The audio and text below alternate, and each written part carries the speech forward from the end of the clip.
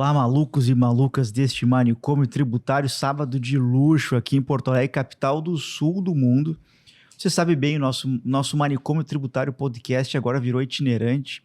A gente começou gravando em Curitiba, passamos uma temporada gigante na Faria Lima, voltaremos para lá, mas eu não podia perder a oportunidade de estar aqui em Porto Alegre com amigos, colegas da época da faculdade, Luciano Agliardi e André Pacheco da Lojas Renner. Sejam bem-vindos aí, amigos. Pô, uma honra estar aqui, Augusto, e rever você, rever amigos, né? Muito legal também, Augusto, pelo convite. Muito bom. Senhores, eu costumo começar com trajetórias.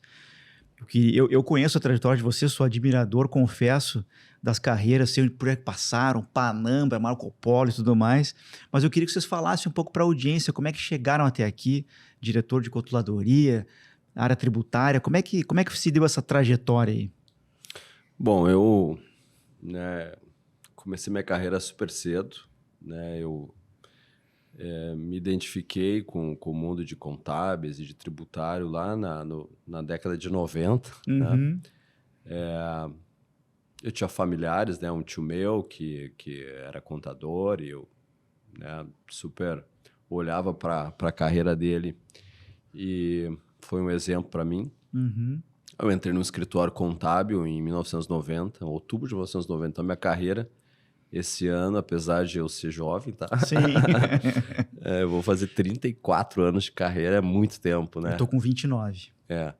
E bom, acho que começou ali, né? Fazendo contabilidade de empresas de pequeno, médio, algumas até de grande porte, né? Uhum. Era a Fiscom, um escritório que na época era bastante representativo aqui no Sul. Acho que hoje perdeu bastante relevância, mas tem uma trajetória. Uhum. Depois passei por um grupo de transporte, entrei na universidade em 1993, na URGS, onde eu conheci o Augusto. Uhum. A gente entrou super jovem, né? Sim. Acho que esse cabelo branco aqui não... É isso aí. É porque tá na moda, né? E passei por um grupo de transporte latino-americano, depois por Panambra e entrei na Renner em 2001, já são 23 anos. 23 anos. E a Renner é uma tremenda escola, não só nos desafia, né? Eu posso contar várias facetas, assim, né? Nós já tivemos várias empresas numa só, né? Esse tempo todo. Entrei, era uma empresa recém-transformada numa multinacional na época, que a família saiu do negócio, com o desafio de organizar, de transformar realmente numa empresa profissional e não familiar. Uhum. E aí nós tivemos muitas construções, assim, acho que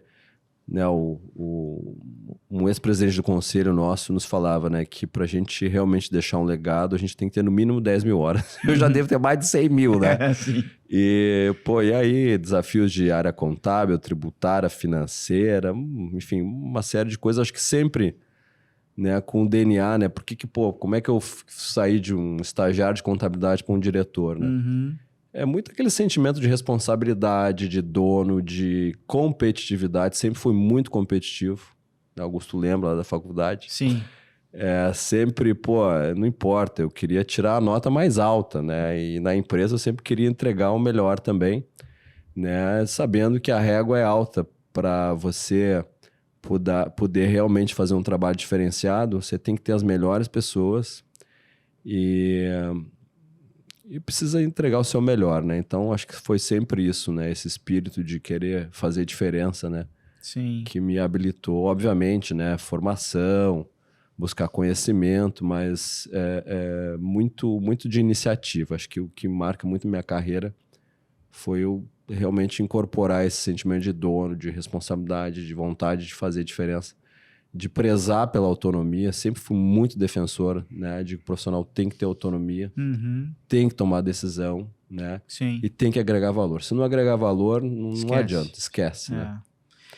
Na época eu auditava, aliás, eu prestava consultoria na Renner, pela Arthur Andersen, e se não me falha a memória, tu me corrija se eu estiver errado. Tava o Joelson, o Gildo lá na época, era isso não? Uhum. Trabalhei com o Gildo. O Gildo, o Joel, eu substituí o Joelson. Ah, entendi. Não, o Joelson saiu. Gelson na época era chefe contábil, né? Isso. Existia esse cargo. Isso mesmo. E mudou as coisas, né? Preparadíssimo. Eu entrei em muito 2001 bom. como gerente, né? Uhum. E não sei qual foi a trajetória depois que o Gelson tomou, mas sim, um excelente profissional também. Muito bom. E tu, André? Eu comecei cedo também, comecei com 15 anos, office boy, Uhum. furava processo, numerava Sim. processo, botava capa, assim. E aí, logo depois, continuei em escritório já, né? Passei por órgão público, fazendo estágio. Quando comecei a faculdade, entrei com 17, me formei em 2006. Vai fazer 18 anos, no fim do ano, 18 anos de formado Sim. em Direito. Tá? E tive fase de advogado, de escritório, Uhum. escritório grande. Lembro que sempre conto isso, na minha época era diferente ser estagiário de escritório. Entrava no escritório, ganhava um carro já. Ah, é? Um carrinho para puxar os processos. Ia pro fórum, tirar cópia, barriga no balcão ali, era o dia inteiro na rua. Assim, Sim. Mas hoje não tem, hoje é tudo eletrônico, né? Tudo. Então, facilidade. E aí, depois mudei de lado, fui pra indústria daí, que eu te conheci, tu tava na Renault, a gente tinha, um comprava chassi do outro, isso, trocava carroceria figurinha, do outro. isso aí. E aí eu fiquei 6 anos lá. O diretor de RH da Renault foi para Marco Polo depois, foi o Carlos também, Magni. Foi também. Fiquei 6 anos lá, também foi super escola, assim, né? Saí advogado de escritório, trabalhando com tese, escrevendo tudo complexo, rebuscado, e data vênia e não sei o quê. Sim. E chega do outro lado, tu vê que tem que ser objetivo, né? certeza. Direto, objetivo, e como você não falou, trazer resultado. Mas lá foi uma experiência única, assim, muito diferente. E aí, em 2013, faz 11 anos agora, completei 11 anos, desde então estou na Renner. Primeiro dia, cheguei aquele monte de operação, cupom fiscal e operação tamanho, assim, que é uma operação de varejo. Quase que disse, não vou ficar, vou embora. Não me falaram isso. Primeiro dia levei um susto. Mas aí, desde então, tem que gostar daí, aprender e arregaçar as mangas, né? Então... André, esse é um ponto bem legal. Eu tenho uma opinião particular que na área tributária, o ramo mais difícil é o varejo. Aí depois bens de consumo, a gente pode discutir telecom, no caso de ISS, mas assim, acho que nada se compara ao varejo, até o varejo de gôndola mais, porque aí tem várias questões de classificação fiscal. O que um profissional da área tributária tem que ter para se destacar no varejo? Assim, qual é o grande ponto aí? Eu acho que tem dois pontos. Assim, o primeiro é tu saber que qualquer alteração que tu fizer no tributário muda o resultado da empresa, Sim. né? Muda a margem do produto, qualquer erro que tu tiver muda a margem do produto, muda o lucro. Então, saber que tem participação ativa e medir também, né, o que tu faz, né? Não adianta só contribuir e não mensurar para a área ter visibilidade também, né?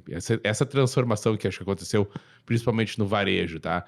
As áreas tributárias passaram de uma fase de cumpridor de obrigação ali, o bookkeeping ali, para uma área que mexe o ponteiro, tá? Acho que hoje em dia os grandes nomes aí, todo mundo contribui bastante com o resultado da empresa. Com né? certeza. Então, acho que é basicamente isso. Tu acha que a velocidade, Luciano, do profissional... Eu tenho a impressão, olhando de fora, até como acionista de algumas empresas de varejo, que a velocidade do profissional do varejo tem que ser maior, né? Sim, eu até costumo dizer o seguinte, que você vê se o profissional vai dar certo observando ele caminhar. E não é preconceito, é que tem que ter um DNA, sabe, diferente. Sim. Né? Então, caminhou ligeiro, eu já digo, esse dá pro negócio. Tem chance. E assim, acho que é bem bacana, né? Acho que nos últimos 20 anos tem uma transformação enorme nas áreas tributárias, né? E eu costumo dizer lá na empresa, e falo bastante com o André também, o tributário, quando tu consegue organizar com tecnologia, processo, tecnologia e profissionais de primeira linha, né? Apesar do manicômio tributário que a gente vive, você consegue navegar. Sim. Bem, né? Eu me lembro, nos primeiros anos meus de Renner, sair de férias era um problema, porque eu sempre tinha uma dor de cabeça. Sempre acontecia alguma coisa. Então, é uma construção de longo prazo, né? O arsenal que as grandes empresas conseguem acessar hoje de tecnologia, enfim, acho que é algo que é fundamental. Sim. Se você não tiver isso, você vive o caos. Sim. Né? Então, e os profissionais bons não querem trabalhar em ambientes de caos. Apesar de a experiência, até um conselheiro meu me disse esses dias, eu falei para ele exatamente isso, que hoje não era uma área que, apesar da complexidade que existe, não me dava dor de cabeça mais. Claro que tem problema, né? A gente enfrenta centenas de intimações todos os meses, Sim. sempre tem fiscalização pesada. Convivemos com auto de infração, sim, todas as empresas convivem, porque há divergências de entendimento. Mas quando tem uma governança, transparência, tecnologia e um time super qualificado, você navega sabendo aonde. É a mesma coisa, eu li aquele livro do Warren Buffett e George Soros, que tem um livro de investimento, gosto muito dessa área também. Sim. E o George Soros falava, né? Bom, não existe risco quando você sabe quais são os riscos. Exato. Você sabe, você aprende a gerenciar o risco. E é o que a gente faz o tempo inteiro. O mais importante para investidor, não é? Não. O nome do livro agora eu não me lembro, tá? Mas é um livro de... A capa são os dois, tá? E conta um pouco da história de cada um. Tá. Do Warren Buffett e do George Soros. Tá. E de fato é isso. O mercado de renda variável é um mercado de risco. Sim. Mas quando tu conhece, você não treme. A ação caiu 10% ou 20%, você não treme. Você sabe que é compra assim. mais até. Tu compra mais. É. No tributário, tu tem que saber tomar a decisão. Tu tem que ter processo, transparência. E saber que, conforme a decisão que você tomar, você vai receber uma autuação. Você tem que estar preparado para ela, para enfrentar. Né? O histórico de decisões bem tomadas é super positivo. Nós, felizmente, temos um histórico super positivo. Por quê?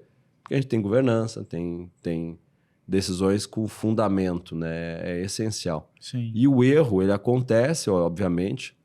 Agora, eu me lembro, né, que eu tinha um exército de pessoas cavocando diário oficial no passado. Sim. Né? Hoje em dia nós temos sistemas que é impensável viver como nós vivíamos no passado. Sim, né? IOB, né? IOB, COAD, tinha os outros mais novos, Fiscosoft, e por aí vai. E aí, bom, você perguntava o que o profissional precisa para ter sucesso no tributário de varejo. Acho que tem que ter pegada, tem que ter aptidão a usar tecnologia, tem que ter velocidade, tem que ter uma comunicação boa também. Sim. Porque se ele não conseguir trocar com os seus pares de tributário, de contabilidade, de negócio, acho que o André trouxe um ponto bem importante.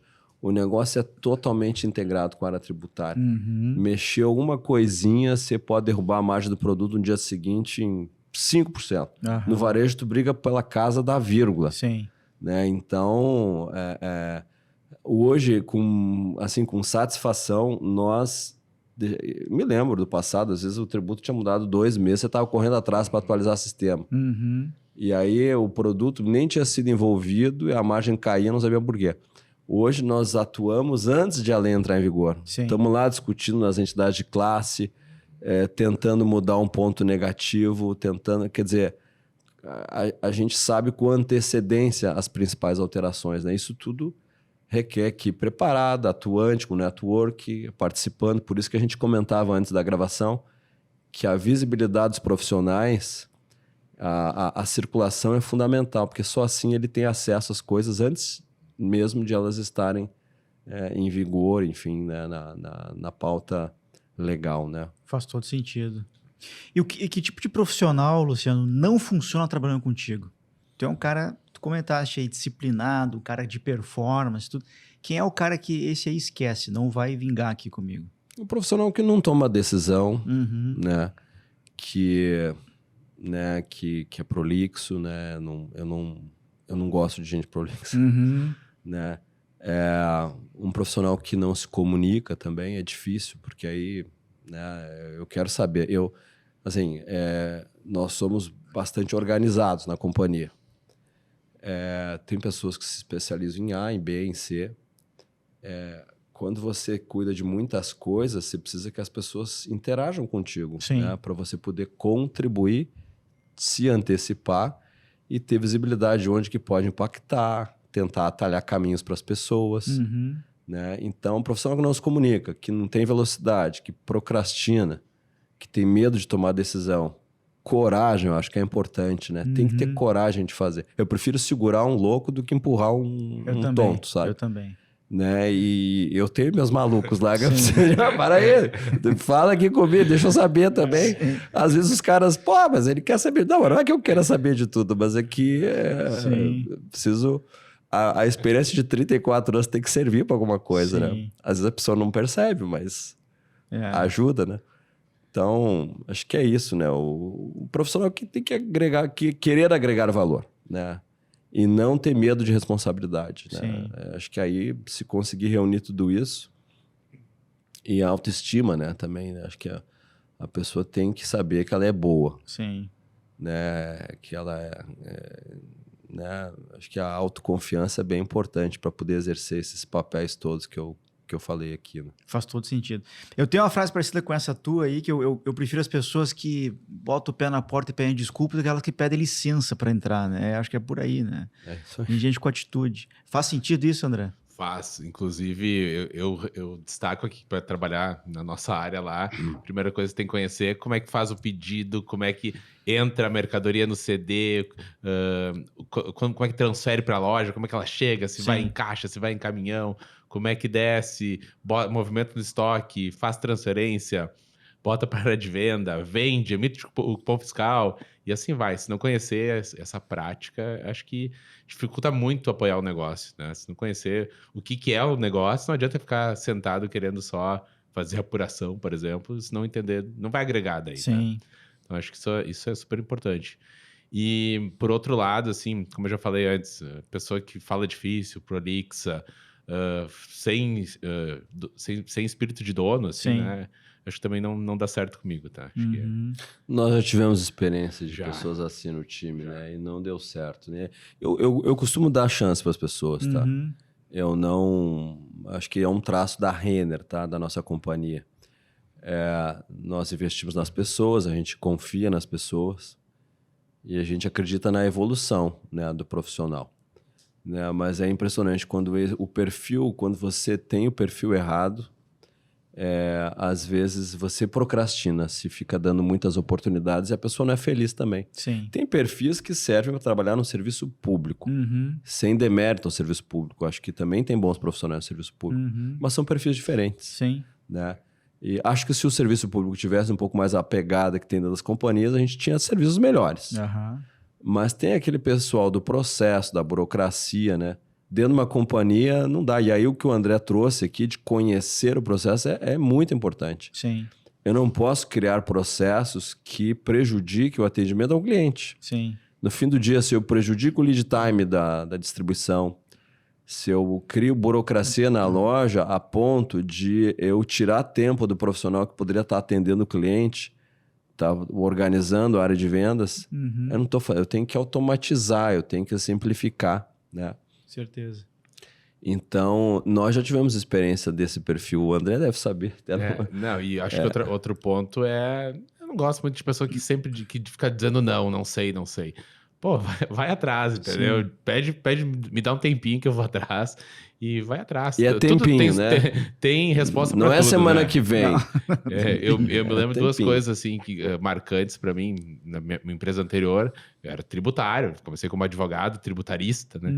E quando eu vi, eu tava recebendo o desafio de fazer uma cobrança na Venezuela, por exemplo, tá? Então, não dá pra dizer, não, isso eu não faço, não sei, não é... Eu arregacei as mangas e fui. Na Renner, quando eu vi, uma hora eu recebi um projeto de abrir um centro de distribuição de produto importado.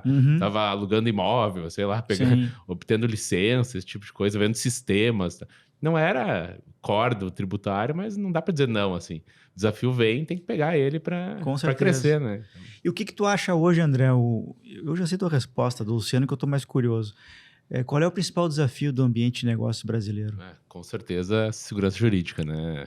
A gente vive numa insegurança jurídica total, né? Nem o passado mais é certo hoje em dia, Sim, né? já disse Pedro Malan. E outro ponto que eu acho que o Luciano vai falar também é a falta de isonomia, né? A gente, principalmente no varejo, no comércio, a gente vive uma situação de total falta de isonomia, tá? Que acaba chegando na indústria, porque a falta de isonomia que se trata hoje, a tributação de varejo nacional vis-à-vis o varejo dessas plataformas eletrônicas, Sim, né? sim. É gritante e prejudica a indústria, porque a indústria brasileira está recebendo menos pedido, porque o varejo está vendendo menos, quem está vendendo está vendendo sem pagar imposto. A gente está exportando emprego, Estamos só exportando, isso. é uma política de geração de emprego fora do Brasil. Isso.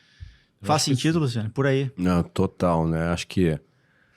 agora, eu penso assim, o que traz a insegurança jurídica?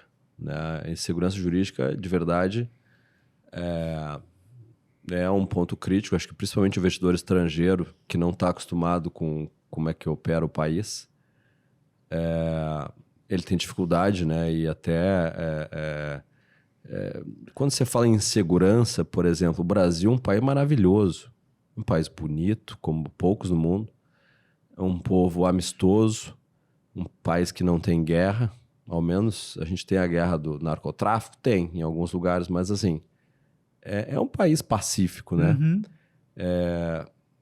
Nós ainda, e espero que sempre, vamos viver numa democracia, apesar de ter alguns episódios aí críticos que a gente viveu, né, e que eu não corroboro, né, de censura e tudo mais, né?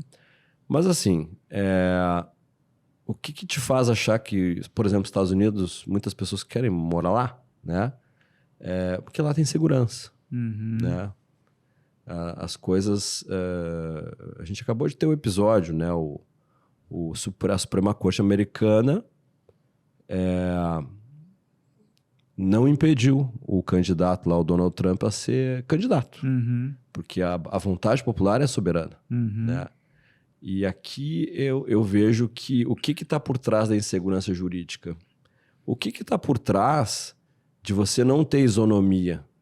É falta de seriedade, falta o entendimento da coisa, do pensamento republicano, ou pensamento patriota, eu diria até, né, que jamais deve... Não se pode pregar proteção de setor A, setor B, que isso é ruim para o consumidor. Sim. Mas uma economia livre é uma economia em que a opção de escolha é das pessoas, né? Os governantes devem estabelecer condições que todos compitam de igual forma para prevalecer o melhor produto, a melhor oferta, né? E ele não pode induzir, né, as decisões. Sim. Quando você privilegia, e é incrível, né? Porque privilegiar a produção estrangeira. Isso. Não é em regimes livres, isso não pode acontecer. Não. Porque a opção tem que ser do consumidor, né? E assim, eu acho que as coisas mudam muito rápido hoje, né? Então, não existe mais qualquer negócio surge muito rápido, ganha escala. A gente viu isso em várias indústrias, né? Na área de tecnologia é impressionante, né? O que a gente viu... Surge um Airbnb, em, sei lá, 10 anos é a maior rede hoteleira do mundo. Isso. Né? Surge um Uber, enfim, acabou aquela, né, táxi. Raramente se pede um táxi, né? Por conveniência, às vezes, né, no aeroporto tu pega, mas tu vai pegar na tua casa, tu chama um Uber. Isso. Impressionante, assim. Então, não existe mais a previsibilidade que se tinha no passado, né? Todo dia, todo mês, toda semana... tu tem que estar atento ao que está acontecendo, porque a venda aumenta ou diminui, e tu tem que saber o que está causando aquilo. Pizza Sim. também, ninguém pede pizza ligando para pizzaria, Não, né? exato, não existe tá mais. na palma da mão, facilidade. Com certeza, 2 cliques ali. É. Então, nesse contexto aí da transformação digital, inteligência artificial, a gente está falando no final do dia isso aí. Vocês vêm percebendo uma mudança do profissional tributário? Já chegou, por exemplo, na Renner, já tem estatístico, matemático, engenheiro do teu lado ali, analisando dados, finanças, margem, etc? Eu tenho notado bastante uma mudança do profissional, tá? Aham. Por exemplo, uma coisa antiga, quando a gente robotizou a geração dos SPEDs, né?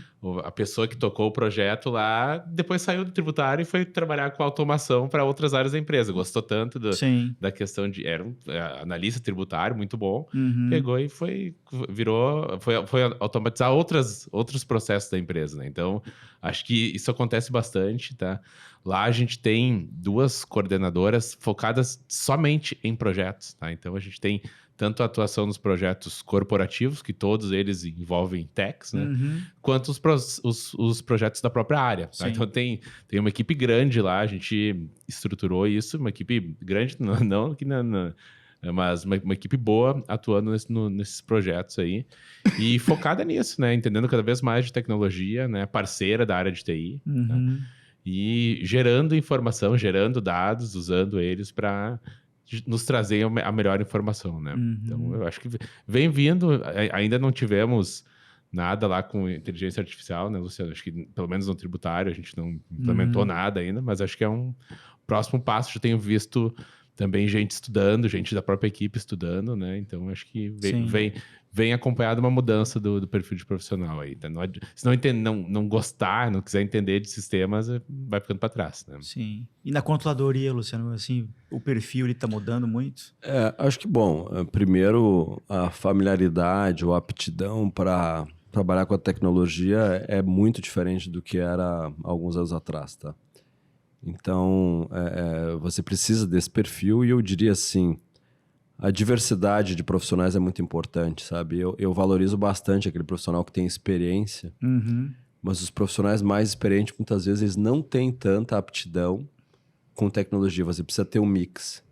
E já tem pessoas, geralmente os mais jovens, são extremamente conectados com a tecnologia. Quando você consegue juntar esses conhecimentos, você realmente se torna mais forte, né?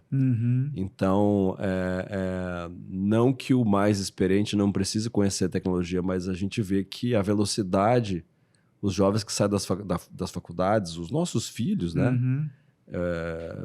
Eles têm uma facilidade muito grande, né, de usar, de explorar, tudo que sai novo já estão atentos, tá?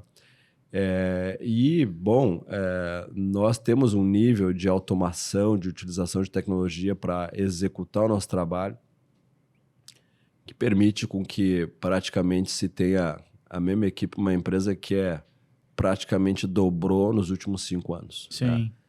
Né? E aí, bom, você consegue ter profissionais mais qualificados, mais remunerados, né? E a tecnologia, ela é fundamental para isso. Então, olhando o perfil de profissional, acho que hoje eu tenho os dois, tá? E acho que é importante esse mix, tá? Também acho, É a questão geracional também, mas eu acho que é fundamental.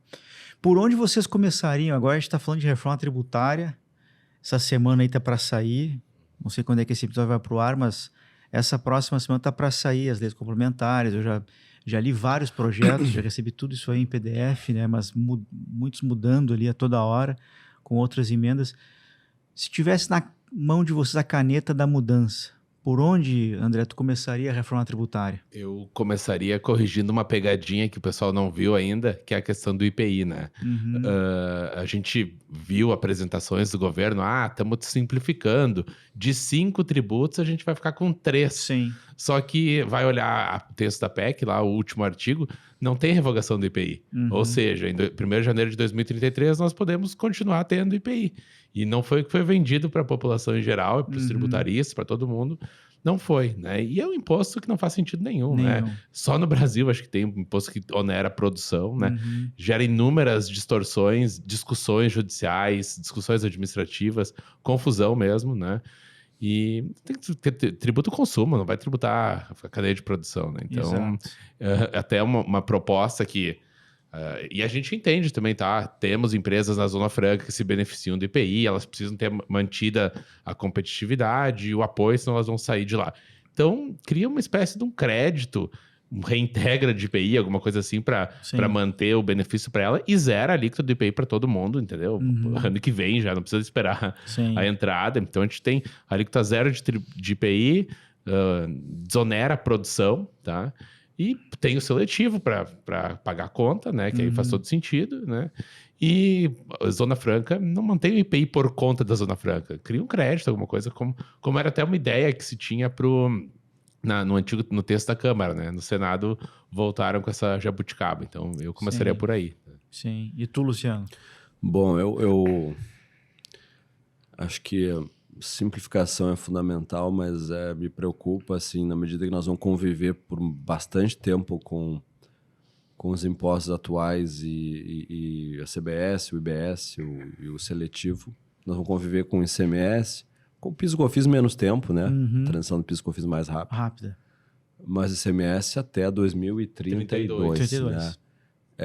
Então, nós vamos acabar tendo que acompanhar todo o arsenal de coisas que tem hoje, ou seja, 27 regulamentos ICMS, e vamos ter que acompanhar, obviamente, CBS e IBS também, com a complexidade de que todos os municípios podem definir as suas alíquotas, né? Sim. Então, isso preocupa, acho que tem uma insegurança aí de qual que será a alíquota, afinal, existe um compromisso de não ter aumento de carga tributária, mas a gente nunca viu isso. Aliás, ultimamente a gente tem visto um movimento muito forte do governo de aumentar a carga tributária. Sim. O tamanho da carga tributária já é enorme, é muito grande. A gente tem uma experiência no Uruguai, em que lá o IVA é 22 e ponto final. Sim. Sabe? No Chile também.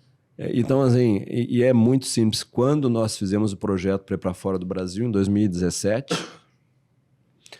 nós tínhamos a preocupação, enquanto área de controladoria, puxa vida, vamos ter que enfrentar a complexidade da legislação de outro país, né? O Uruguai é muito simples. Sim. Né? E quando você conhece o país, você vê que é a capital organizada, é um país com renda per capita melhor do que a nossa, Seguro. com carga tributária menor. Sim. E com nível de educação melhor que o nosso. Sim. É pequeno, é mais fácil, não importa, sabe? Pequeno ou grande. Mas assim, a simplicidade com que eles conseguiram fazer as coisas lá, a gente está longe de fazer aqui. Né? Então, me preocupa, eu acho que tem que ficar claro o tamanho da alíquota para as empresas terem confiança, né, de que de fato não vão ter aumento de carga tributária. E como que a gente vai exercitar isso, né, de os municípios fazerem a sua, né, opção de alíquota, isso é algo que, né, precisaria ser melhor esclarecido, tá?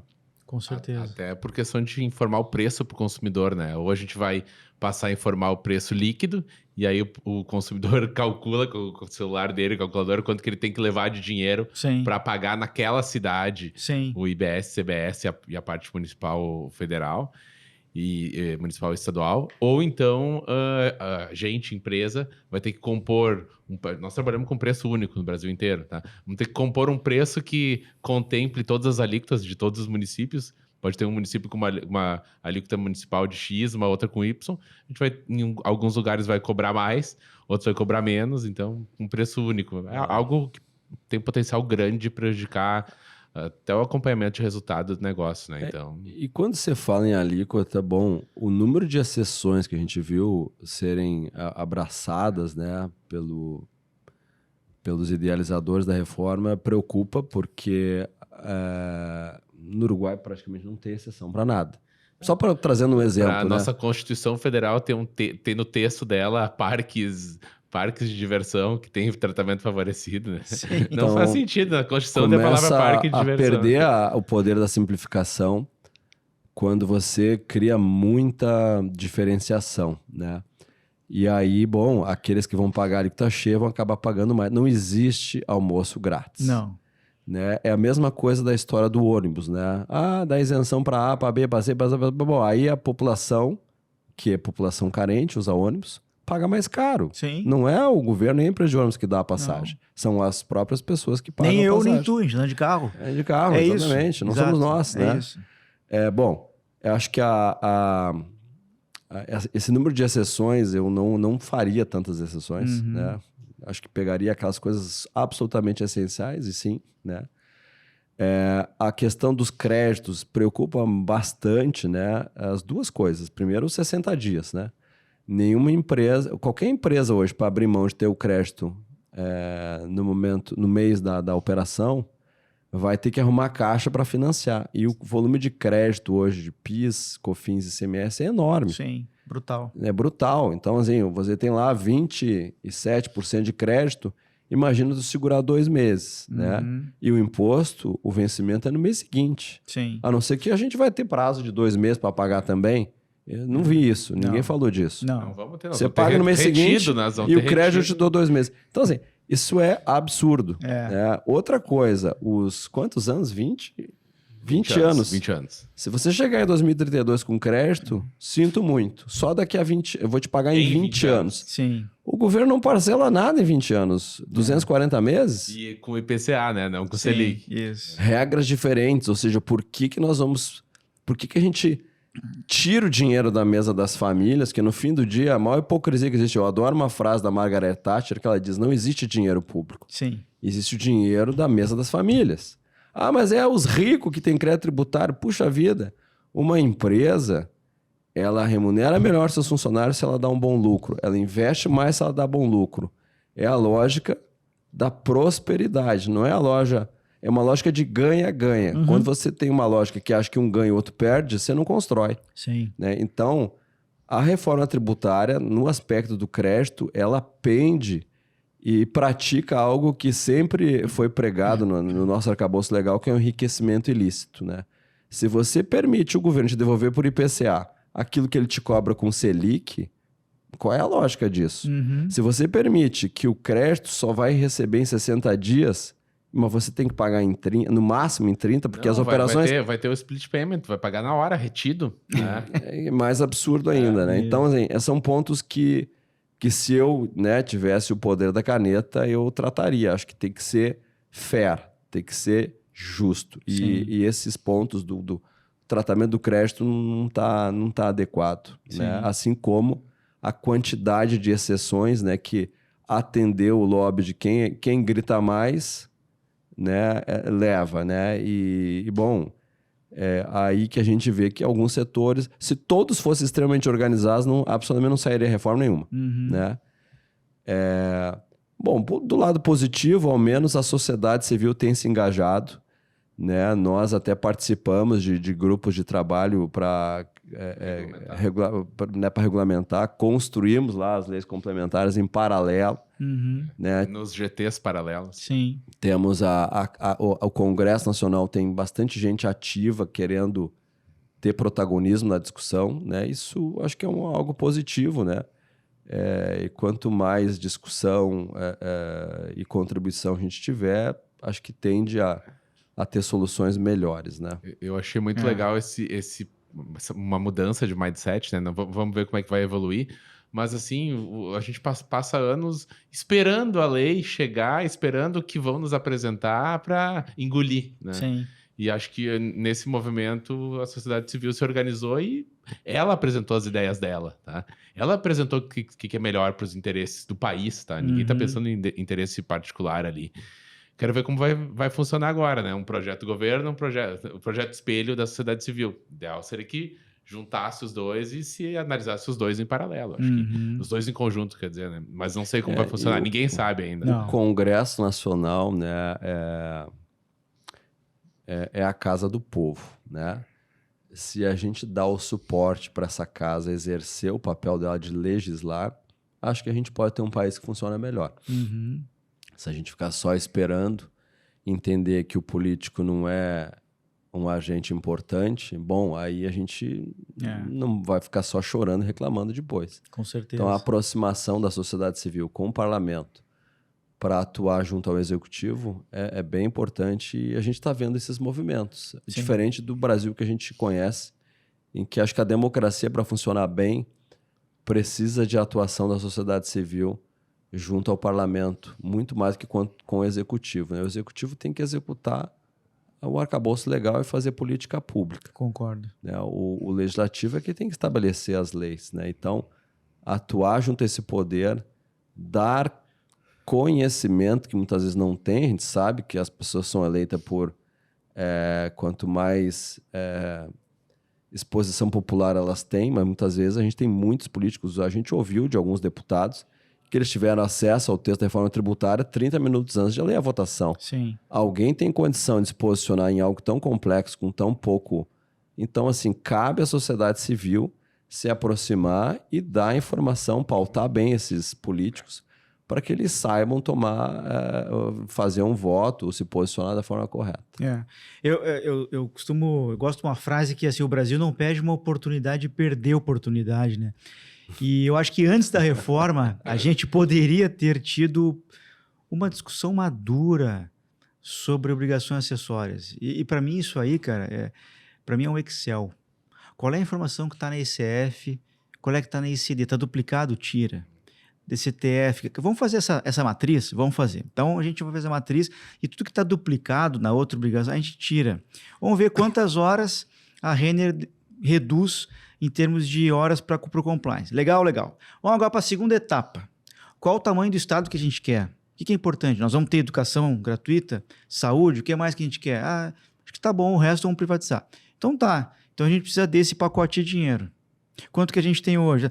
Então, eu acho que a gente perdeu essa oportunidade de ter tido essa discussão mais madura. Verdade. Né? Eu até ia te falar, quando você perguntou a reforma tributária que gostaria de... Bom, tem outra coisa. Eu teria feito, se pudesse, optar por fazer a reforma administrativa antes. Sim. Né? Para ter justamente, porque dizer que não vai aumentar a carga tributária, sinceramente, é pouco. Sim. O Brasil precisava ter uma carga tributária menor. Sim. Né? E mais distribuída. Uhum. Hoje em dia é uma concentração. Quem paga imposto paga mais de 50%. Sim. E quem não, e tem gente que paga, não paga. E são os mais pobres. E são os mais pobres. Isso. Exatamente. Quer dizer, quanto menor a sua renda, você paga. A gente fez um estudo de carga tributária recentemente junto ao Instituto Brasileiro de Planejamento Tributário, IBPT, para ter para pautar e trazer dados naquela discussão da isonomia tributária. Uhum. Quando nós pegamos 10 setores, né, fizemos o cálculo em casa e contratamos o IBPT e casualmente, bom, não podia ser diferente, números muito próximos. Nós temos, por diferentes óticas, números um pouco diferentes, mas quando eu pego o PIB do Brasil, dados do IBGE, eu olho o consumo das famílias e o que a gente recolhe de imposto no Brasil, já líquido de todos os incentivos, imposto pago, imposto no caixa do governo. Aproximadamente 80% em cima dos fatores de produção é carga tributária. Então, você pega um produto de R$100, 55 é fator de produção, que remunera matéria-prima, indústria, atacado e varejo, e 45 vai para o governo. Né? Então, assim, sim, a população de baixa renda gasta todo o dinheiro em consumo. Sim. Então, ela paga no mínimo 45%. Né? Aí, se você tem, né, algum ativo, veículo, automóvel, você paga mais. Né? E a gente sabe que no meio existe uma economia informal que às vezes não aparece nos dados do IBGE. Verdade. O tamanho do PIB do Brasil, que fica na casa aí de 10 trilhões de reais, não sei, talvez fosse 12, 13, e a gente nem vê, né? Então, aquilo que... Quem paga muito no país, né? E sim, né? Acho que se eu aumento ainda mais a renda de quem já está no topo da pirâmide, esse dinheiro vai para investimento financeiro. Sim. Ele não circula, né? Então, de verdade, distribuição, né, da carga tributária seria um aspecto fundamental, mas reduzir o tamanho do Estado. Com certeza. Né? Buscar mais eficiência. Quem de nós nunca foi numa repartição pública? Eu vou falar aqui, por exemplo, a Justiça Eleitoral, né? Que faz um papel super importante, é fundamental para a democracia, mas ela mantém uma estrutura praticamente igual sempre. Sim. E quando tu tem concentração a cada 2 anos. Sim. Então, não tem incorporado muito essa coisa de tu gerir a demanda e a oferta dos teus recursos. Sim. O Brasil não é eficiente. Município, você olha o regime americano, tem os distritos lá, tem os counties, que cobrem regiões grandes. Você só tem município nas grandes cidades. Um estado como o Rio Grande do Sul talvez tivesse uns 20 municípios. Mas nós temos, sei lá, nem 400, 500, 500 municípios. O Brasil tem 7 mil municípios, talvez tivesse 200, sabe? As capitais, mas as grandes, né? Quando você cria um município, você cria toda uma estrutura de vereadores, funcionários das casas legislativas dos municípios, secretário, e muitas vezes as pessoas podem ser bem intencionadas, mas não são produtivas. Não são. Então, essa discussão não aconteceu. Ela teve um insight. Me lembro que no antigo governo veio uma proposta que parecia até ousada, né? O Paulo Guedes trouxe de municípios que arrecadariam por conta própria menos de 10%, não é menos de 50%, menos de 10%, a ideia é que fossem agrupados. Isso. Né? Isso não prosperou, porque politicamente é muito desgaste. Quantos prefeitos você teria que abrir mão? Sim. Né? Nos seus partidos. Não existe uma discussão da sociedade civil e nem união para cobrar que a gente seja mais eficiente. Nunca é o que é melhor para o país, né? Nunca. Nunca é isso que pauta. E aí, Nunca. onde nós perdemos? O Rio Grande do Sul é um exemplo na saúde pública. Nós temos um serviço bem interessante aqui. Poderia ser melhor? Poderia. Uhum. Mas não é a realidade do Brasil. Se a gente tivesse mais eficiência, a gente poderia, quem sabe, poderíamos até navegar com a mesma carga tributária, mas com serviços muito melhores. Sim. Na educação, todo mundo sabe, o profissional que sai da universidade ou da escola privada, principalmente da escola privada, porque as universidades públicas ainda são boas. Uhum. Né? Nós somos egressos, né, da URGS e acho que tivemos, né, uma boa formação. Na época era a segunda melhor do Brasil, né, em contábeis. Exatamente. Não é mais, eu acho. Não é mais, É uma pena. Mas todo mundo fala, bom, o egresso da faculdade, da escola privada tem mais condição que da escola pública. Por quê? Não teria razão para isso. Né? Se você for olhar o gasto per capita por aluno na escola pública, arrisco a dizer que é mais alto que o da escola privada. Sim. É eficiência que a gente não tem. Né? A infraestrutura também, né? A estrada que não é pedagiada é pior do que a estrada que é pedagiada. Por quê? Porque a gente gasta recurso na ineficiência. Uhum. Né? Então, reforma administrativa antes da tributária teria sido o caminho mais lógico e razoável e melhor para o país. Com toda certeza. Que a gente só pensa em ajustar na receita, né? Nunca na despesa. Não, e a repercussão disso, ela é tão grave que é o seguinte, se a gente pensar que os incentivos fiscais existem por quê? Eu defendo a ideia que incentivo fiscal existe no Estado que é ineficiente para tratar a sua infraestrutura. Então, diz assim, Luciano, vem para cá que eu não tenho estrada mesmo, mas eu te dou um crédito presumido de CMS. Aí tu monta um CD aqui. Então, assim, é isso, cara. A repercussão acaba sendo... Às vezes também não, tá? Nós temos exemplos aqui que a gente tem, um dos nossos CDs está no estado que ele tem condição logística muito melhor que aqui, né? Mas fica uma guerra que, assim, que é uma guerra que aparentemente todos acabam perdendo. Eu sou da opinião, e eu conheço vários países aí, assim, a gente tem que chegar num nível de incentivo fiscal próximo de zero. Não vou dizer zero. Né? Zero não existe. Né? Inclusive nos Estados Unidos tem. Né? Agora, próximo de zero. E eu concordo contigo, aí a gente vai... Augusto. Agora, o que acontece no Brasil? Você tem, né, como nós falávamos aqui, quem paga imposto aqui, se você olhar a DVA, que é uma demonstração que a gente tem aqui no Brasil, não está nas normas internacionais, né? Sim. Na DVA, você tem lá que a maior distribuição que existe é para imposto. Todas as empresas, tudo igual. Sim. Né? Na nossa, a carga tributária é o dobro do que a gente gasta com a nossa força de trabalho. Por isso que eu digo, eu já recebi fiscalização do INSS no passado. Eu me lembro que o fiscal veio lá, nós sempre recebemos bem. Né? A pessoa, né, acho que tem que ser... Está fazendo seu trabalho. E na época... tinha várias matérias em jornais trazendo o salário médio de curso superior no Serviço Público Federal. E na ocasião eu disse para ele, olha, esse salário aqui é impagável dentro de uma empresa. Não tem como. Se eu pagar isso aqui, eu dou prejuízo. Né? O salário inicial no Serviço Público Federal é alto. Sim. Que bom que todos pudéssemos pagar isso. Mas para pagar isto, o que acontece? Você remunera o serviço público o dobro do que você remunera a sua força de trabalho. Está no balanço de tudo quanto é empresa. Né? Então, nós devíamos sim ter uma discussão madura de tamanho do Estado, de busca de eficiência. É uma pena que isso não sendo popular, e não é popular porque as pessoas não entendem. O dia que elas entenderem o que elas pagam de imposto, talvez elas tenham Né? E aí que bom, pode ser. Eu não sei como que nós vamos. O brasileiro não está acostumado a ver preço de produto sem imposto.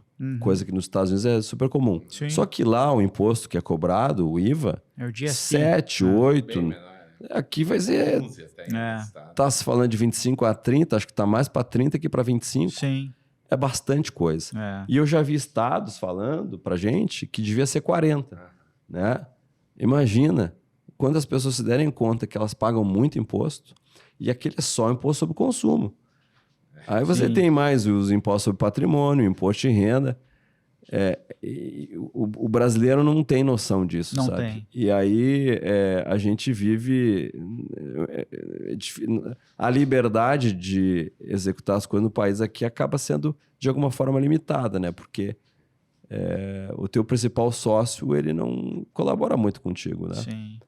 Mas Brasília, do jeito que é, só existe porque o brasileiro médio não faz conta. É isso, né? É disso que a gente está falando, né? Porque se o dia que fizer conta, cara, assim, por muito menos do que isso, caiu a Bastilha. Há 200 anos atrás, 300 anos, é isso. É complicado. Essa é uma conversa que a gente podia ficar... Eu ia ter que pedir cerveja, um salaminho aqui. Senhores, habilidades comportamentais. A gente falou aqui de conhecer contabilidade, de saber analisar dados, Agora, assim, qual é a importância, André, da habilidade comportamental no teu crescimento profissional? Eu diria que cada vez mais a habilidade de fazer conexões, tá? Eu acho que hoje em dia, no tributário, eu falo com o meu concorrente todo dia, tá? Não tô trocando coisas de negócio confidenciais, tô trocando informações técnicas, tá? E acho que em prol de uma melhor discussão, de uma melhor aplicação de determinada lei, então acho que a habilidade de ter contato, saber quem sabe alguma coisa daquele assunto, saber qual consultor, advogado pode te ajudar. Sim. E ter mapeado fácil esse networking, eu acho muito importante, assim, e é um diferencial, tá? E é bom ver que tá cada vez surgindo grupos, surgindo eventos que cada vez aumentam mais essa conexão. Então, acho que... E aí, óbvio, né? A partir da conexão vem outras coisas. Comunicação, que é super importante. Transparência e por diante. Acho que coisas de comportamento que eu destaco. Sim. E tu, Luciano, eu vou entregar o Luciano aqui, eu fui colega dele de faculdade. Na sala de aula, ele, como já trabalhava em contabilidade, assim, ele colocava os professores assim fazia perguntas ali muito mais inteligentes do que eu era capaz de fazer na época. Eu lembro disso. Ou seja, tu tem uma base técnica, né, Luciano? Assim, habilidade técnica muito, muito bem construída. Mas o que te trouxe até aqui foi muito mais habilidade comportamental. Quais habilidades comportamentais, tu diria? Eu acho que eu coloquei no início da nossa conversa aqui acho que a vontade de fazer, sabe? De assumir responsabilidade, de construir, de se sentir dono, né, daquilo que eu estou participando. Acho que a competitividade também é importante, né? Porque nós vivemos num mundo de competição, né? É claro que isso tem que ter limites, porque a gente só ganha o jogo como time. Sim. Então, eu não tenho que competir com o meu colega, mas eu preciso entregar o melhor produto, o melhor serviço, né? Então, vamos competir como time, né?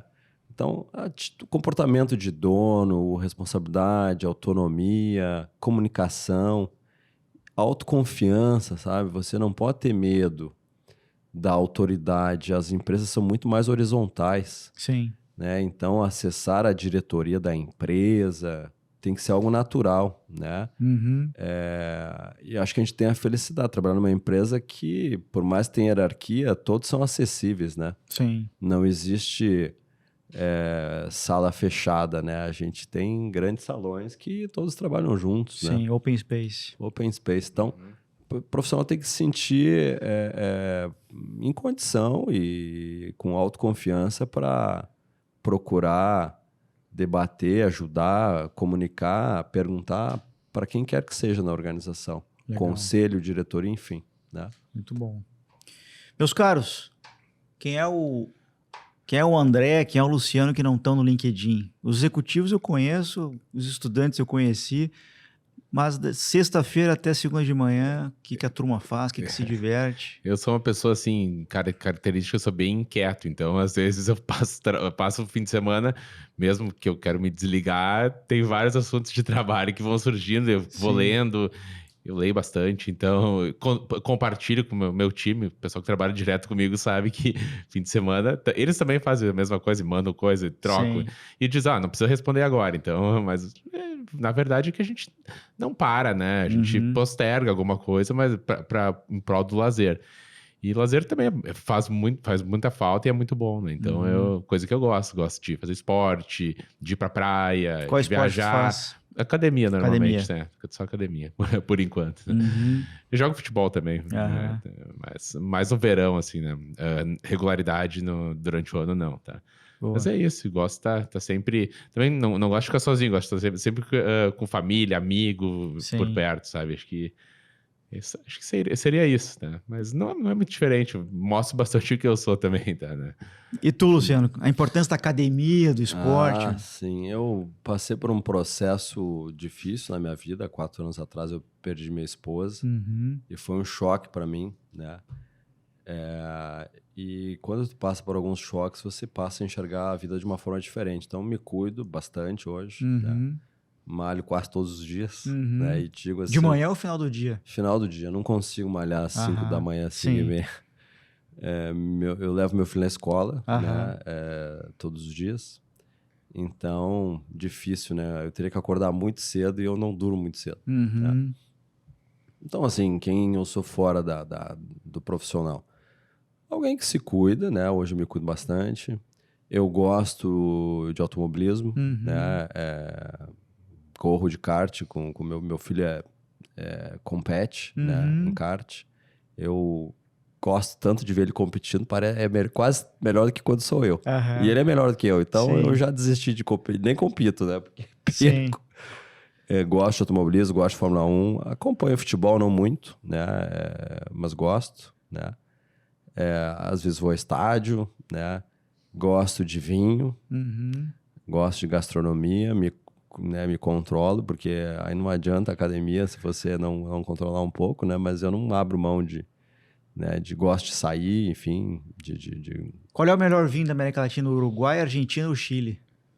Pergunta difícil, tá? Eu acho que o argentino é melhor. Mas assim, eu gosto muito de Taná. Taná, uruguaio, sim. Taná, Uruguai é maravilhoso, Também né? acho. Mas a Argentina tem um leque de vinícolas Garzón, maior, né? Uruguai, Garzón, Uruguai. Garzón, maravilhoso, Sim. né? O Bouza também é muito bom. E as vinícolas são muito bonitas, né? Já visitei. No Uruguai já visitei 3. A Garzón, a Bouza e a Narbona também tem vinho bom lá.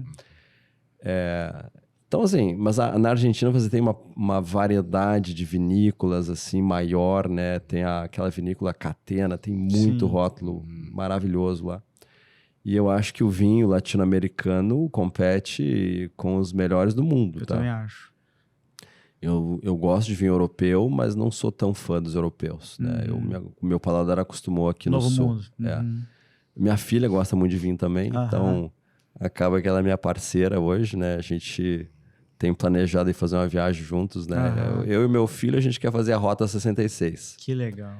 Né? E quero ir a alguns GPs de Fórmula 1 mundo afora com ele. Eu sempre assisto o de São Paulo. Né? Já fui algumas vezes para São Paulo. Muito legal. Né? E o que eu gosto no automobilismo é a competitividade. Performance, né? Do primeiro ao 10º é 1 segundo de diferença numa volta inteira. Sim. Então, assim, as pessoas, ganha sempre o fulano, mas olha a diferença de tempo por volta. É mínima. Sim. E no mundo corporativo não é diferente. O detalhe ganha o jogo. Isso. Né? E eu fiz um curso de liderança uma vez na Dom Cabral e tinha uma abordagem lá do atleta corporativo, né? Que dizia a gente fazia exercício lá nos intervalos. E, bom, o cara incrustou isso, atleta corporativo. Então, se você está bem mental e fisicamente, você tende a entregar o detalhe melhor do que o seu concorrente. Com toda certeza. E você vai se sobressair. Então, cuidar da saúde é tão importante quanto tá lendo, tá atualizado, que a tua energia para aplicar vai ser outra. Sim, né? não tenha dúvida. Sensacional. Senhores, dicas culturais, o que vocês andam lendo, assistindo de filme, podcast, série? Eu vejo bastante, tá? Filme, assim, o melhor sempre às vezes é o último que tu lembra, né? Então, tem um gosto bem variado. Cinema mesmo, o último que eu fui ver foi aquele Oppenheimer, né? Sensacional. Muito legal, longo, né? Sim, 3 E horas. o último que eu vi no avião agora essa semana, foi um filme até de aventura, aquele Besouro Azul lá. Não Filme vi ainda. muito legal, assim, faz várias analogias com situações reais aí do dia a dia, né? E acho que sempre tira alguma coisa, né? Então, Sim. gosto bastante de seriado também. Livro, o último que eu li chama-se At the Helm, que o nome do autor é Peter Eastler, e ele faz conexão entre decisões famosas de negócio. O último que eu li da nossa área, assim, né? Sim. Outros outros assuntos eu leio mais frequente, mas esse aí ele faz conexão das decisões de famosos CEOs, tá? Com situações que ele teve, porque ele era um navegador de mares violentos, assim, né? Mares de altas ondas. Vai fazendo conexão de decisões que eles tiveram que tomar com decisões tomadas por famosos CEOs aí, e cases conhecidos, né? Então, acho que Muito é uma bom. dica boa. Sensacional. Boa. E contigo, Luciano? Bom, eu acho que eu gosto de assistir séries, tá? Eu vou citar algumas que eu gostei bastante aqui. Eu gostei de assistir Billions, a gente falava antes. Também. Peaky Blinders. Game of Thrones, que parece, puxa, aquelas coisas nada a ver, mas assim, tem estratégias de poder ali interessantes, tá? O Peaky Blinders também. Sim. Na verdade, essas três. Sim. Né? O Billions também. Né? Livro, pensando aqui comigo, alguns livros que eu li, que eu gostei da mensagem que tinha por trás ali, o Incrivelmente Simples, que é um livro que conta um pouco da história da Apple, a forma de operar do Steve Jobs.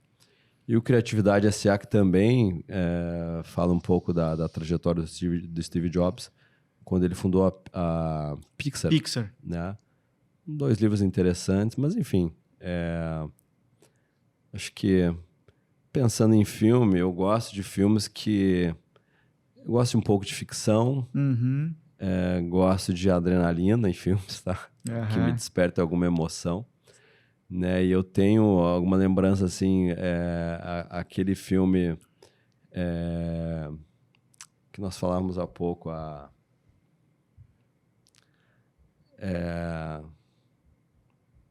Matrix. Sim. Pela vanguarda, quer dizer, há 30 anos se falava em inteligência artificial naquele filme, sabe? Coisas, né? Super visionário, né? É ao mesmo tempo um filme que trazia essa ficção toda, mas com bastante ação. Eu gosto de ação em filme. Sim. Né? Mas enfim, acho que é mais ou menos por aí, tá? Muito bom, senhores. Que satisfação tê-los por aqui. Baita oportunidade para mim estar aqui em Porto Alegre, revendo amigos e... Falei para vocês, passeio no parque aqui, eu tenho alguns avisos para dar, mas obrigado aí pela presença de vocês, num sabadão aqui ensolarado, diga-se de passagem. Vocês vieram aqui dedicar um pouquinho de tempo para ensinar, eu acho que inspirar aí toda essa audiência. Bom, você sabe, eu nas redes sociais estou como Augusto Flores Oficial, no Instagram, no Face, no LinkedIn. Meu website é augustoflores.com.br. Tem livro lá, tem mentoria, tem curso. Meus livros, agora é meus livros. Cartas a um Jovem Gestor Tributário, sessão de autógrafos em Porto Alegre. Eu acho que esse episódio já vai ter passado a sessão de Porto, mas é 26 de abril, vai ser uma sexta-feira das 18 às 21, todo mundo convidado. Dia 9 de maio em Curitiba, dia 28 de junho em São Paulo. Vocês podem comprar meu livro na Editora Viseu ou na Amazon, ou você pode pedir para mim, você pode mandar lá um WhatsApp para 41995693841, minha equipe manda para o Brasil todo e eu mando com autógrafo e dedicatória. Eu queria agradecer a Bravo, meu patrocinador. A Bravo está comigo desde o ano passado. A Bravo é uma Tex-Tech com 10 anos de atuação. mais de 6 mil CNPJs atendidos, e eles estão agora com um trabalho bem bacana sobre reforma tributária. Existe uma equação que você está tentando decifrar, e eu também. Como é que eu vou alocar esse time que hoje não está com tempo sobrando, vai ter que cuidar da transição? Como é que eu vou fazer? Eu vou fazer co-sourcing, outsourcing? A Bravo te ajuda nisso, com soluções digitais. Você tem que conhecer o negócio, e aí deixa a parte de rotina, obrigação acessória com a Bravo, tá? Com muita tecnologia. MTX Mastermind, o evento que eu estou fazendo em São Paulo no dia seguinte da minha sessão de autógrafos, 29 de junho lá em São Paulo. Vagas limitadíssimas, já deve estar aí. Talvez esse episódio esteja dando sold out já, nos ingressos. É um sábado inteiro com uma turma legal.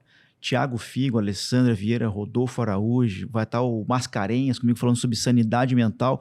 André, eu vou contar contigo numa próxima edição, com toda certeza. Eu tenho que balancear aí a concorrência, né? Então, vou ter comigo, de repente, o André na próxima edição. Acho que é por aí. Muito obrigado.